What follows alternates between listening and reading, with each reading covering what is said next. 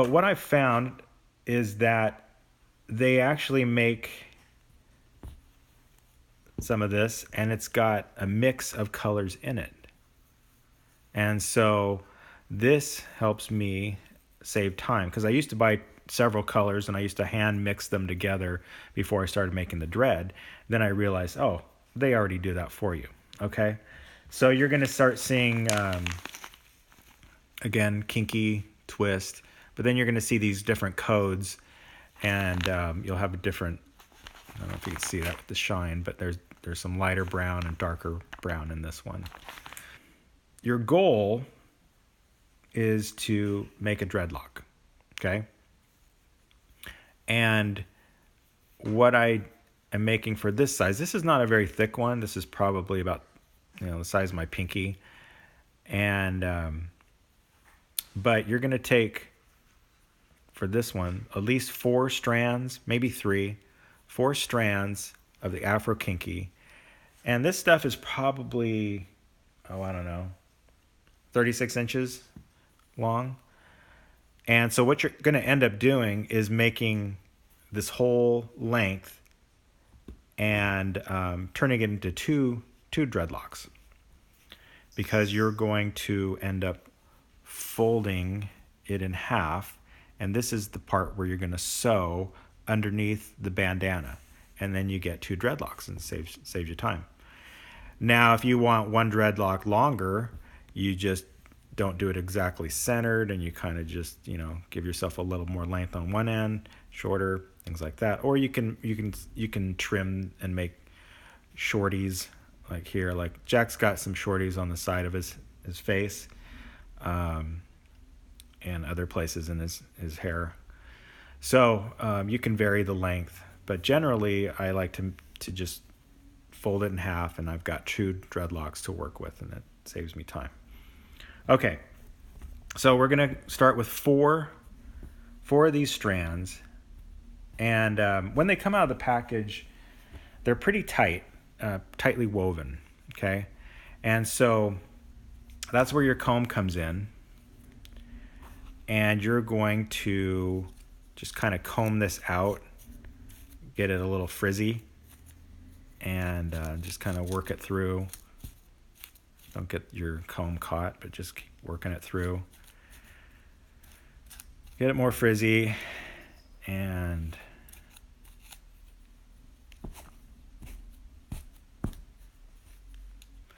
okay, so you got that kind of frizzied out, and I'm not going to do this whole dread, but I'm just going to show you the process. Okay. So let's just start, gather these 4 together,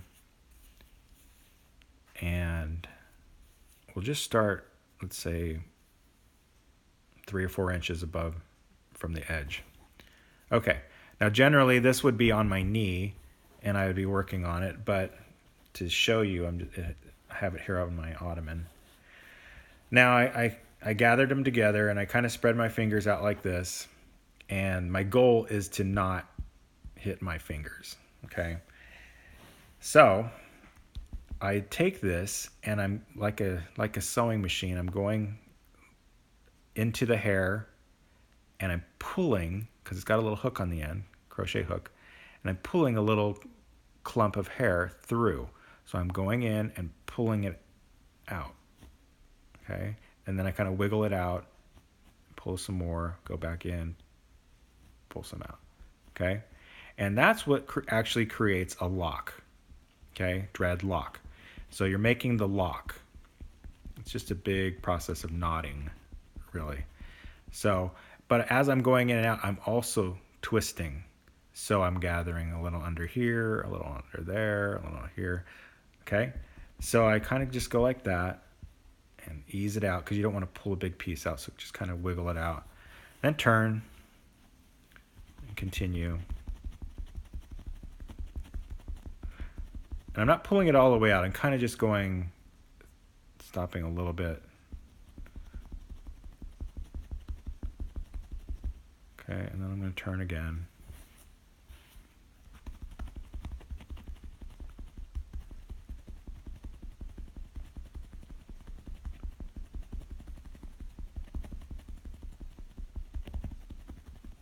Okay.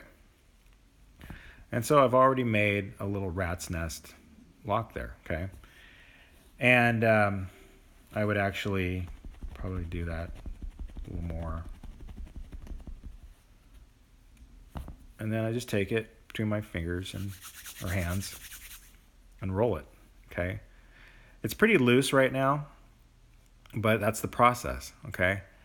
Now, when you get to the end here, you're gonna angle this way, and you're gonna start pulling up, and it's gonna start shrinking this, and you'll feel it under. I'll feel it under this finger. I'll feel the hairs actually pulling up.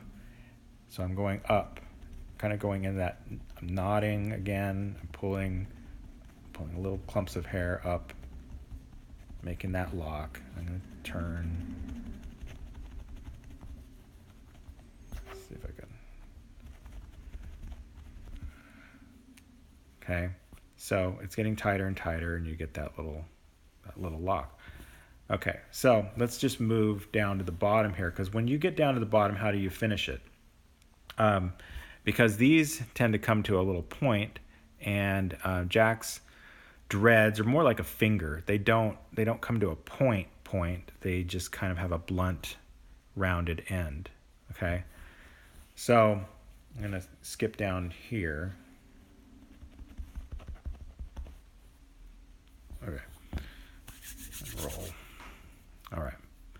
So let's say I got actually closer, and I left maybe that much in the edge, the end there. So what I do is I take that and I fold it under on the back, and then kind of hold it in place, and then I take my crochet hook and I go through there, and I'm grabbing a little clump of hair and I'm pulling it through, and I'm going back in and grabbing some more, and that fold starts to become this little fingertip edge at the bottom of the dread.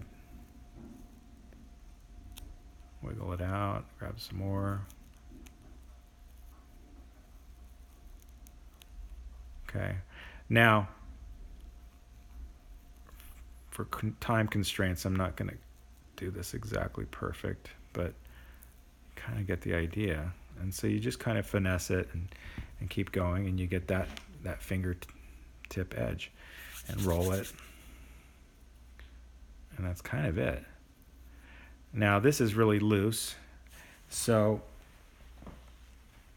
I would generally want to tighten that up and make this a little more dense, and so that just requires more of this process, and you're tightening up the lock.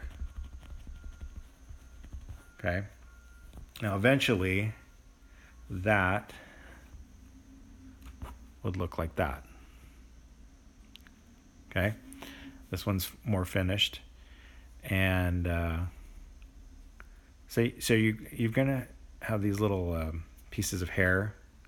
My suggestion is you might think, oh, I can just take a lighter or put this over the stove and melt those off. But since this is that Kanekalon imitation hair, that melted hair is going to look like melted plastic hair, and it just doesn't look real. So my suggestion is don't try to burn it off or melt it off. Just come in here with the scissors a little bit, trim it just here and there, okay, and that's it. And you got a Jack Sparrow dreadlock. Okay, the one, using that comb and kind of frizzing it out helps, because if I didn't do that and I just out of the package did it, then you start getting this little ripple effect, which is kind of cool, But I don't think Jacks look like that. I think they're more of a kind of a cylinder shape without as many ripples. So that's why I like to use the comb. And you can do a little back combing here and there, you know, kind of tighten it up. That'll help too. You don't have to. I just don't do a lot of back combing though, personally. But that's your choice.